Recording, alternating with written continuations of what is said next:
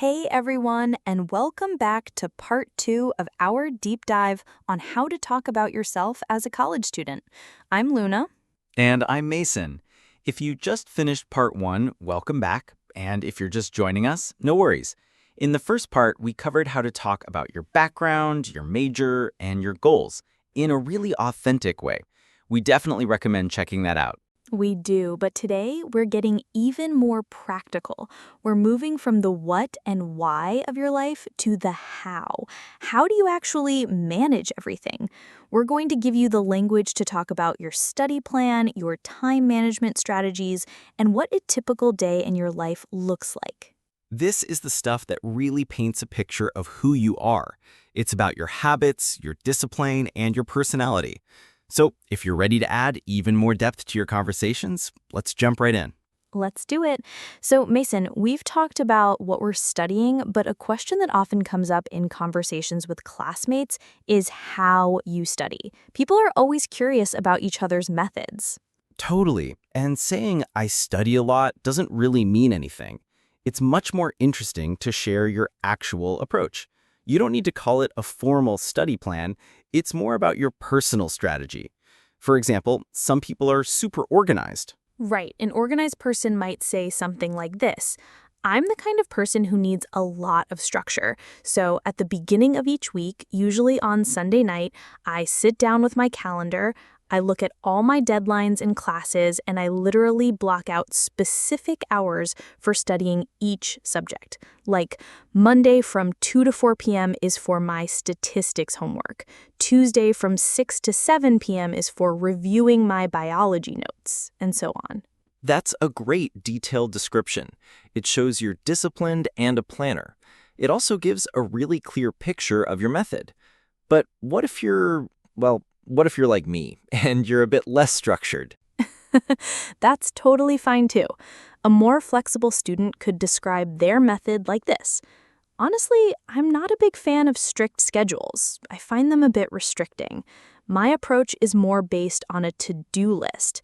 I list out everything I need to accomplish for the week, and I try to tackle the most difficult tasks in the morning because that's when my brain feels the most active. For me, it's less about managing every minute and more about managing my energy. I love that phrase, managing my energy. It's so relatable. It shows you're self-aware, that you know when you work best. It's just a different style, and neither one is better than the other. It's about what works for you. Exactly. And we can also get more specific about the actual techniques we use when we're studying. It's not just about sitting with a book. What do you do? Good point. For instance, I'm a huge believer in group study, at least for some subjects. I could say, for subjects that involve a lot of problem solving, like my programming class, I find it really helpful to study with a small group of friends. We can explain concepts to each other, and sometimes someone else's explanation just clicks, you know? It also makes studying feel less like a chore and more social. Oh, that's a great one. It shows you're collaborative. A different technique I love is active recall. So I might say, I try to avoid just passively rereading my notes over and over. It doesn't really stick in my brain. Instead, I try to use active recall. I'll create flashcards with questions on them, or I'll close my book and try to explain a big concept out loud, as if I were teaching it to someone. It feels a bit silly sometimes, but it's amazing for memory. Explaining it to an empty chair. I've done that. It totally works.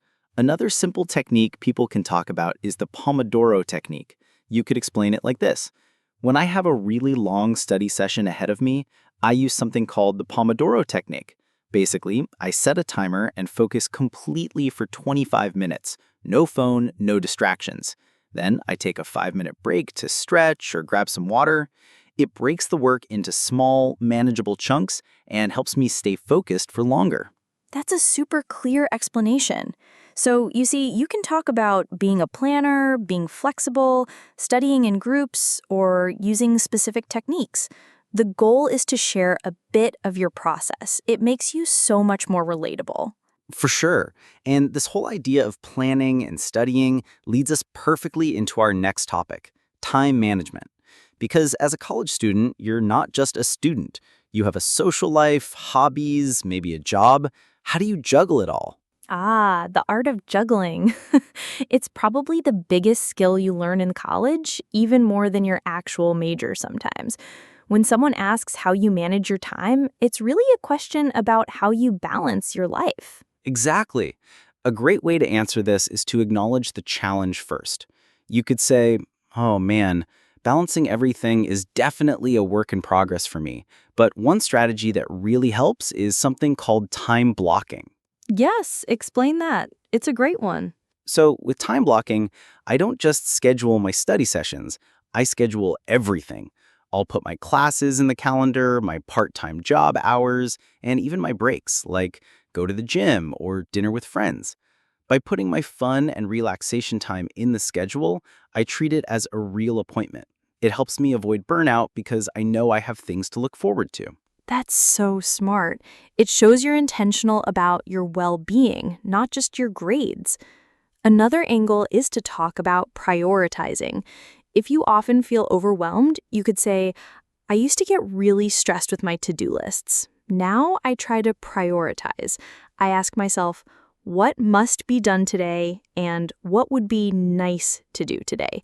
This helps me focus on the most urgent and important tasks first, and I don't feel so guilty if I don't get to the less important stuff.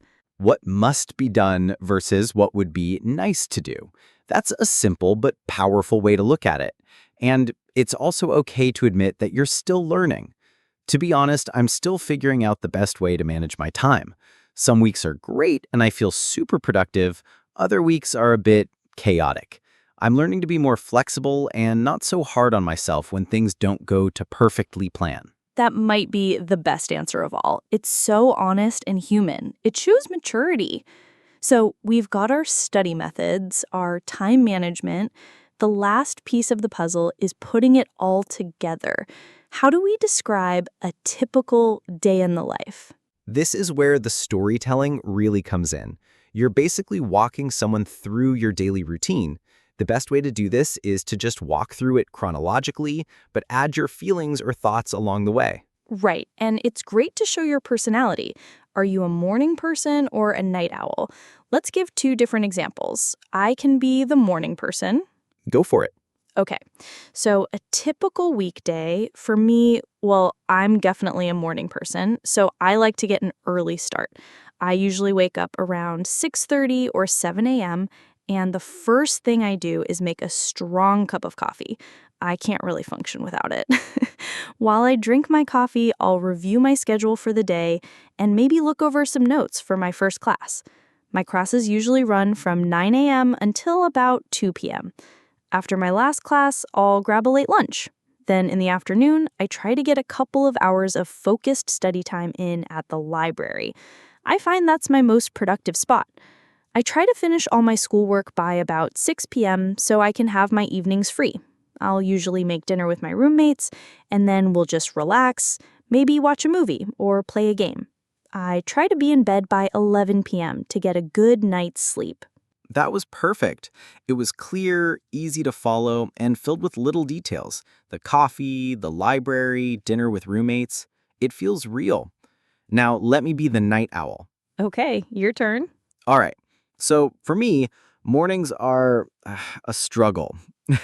I'm definitely a night owl, so my productive hours are much later. My day usually starts a bit slower. I'll wake up around 8:30 a.m. for my 10 a.m. class, grab a quick breakfast, and head to campus. My classes are usually spread out, so I have some breaks in between, which I use to catch up with friends or do some light reading.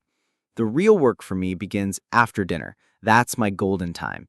From about 8 p.m. until midnight, that's when I can really focus without distractions.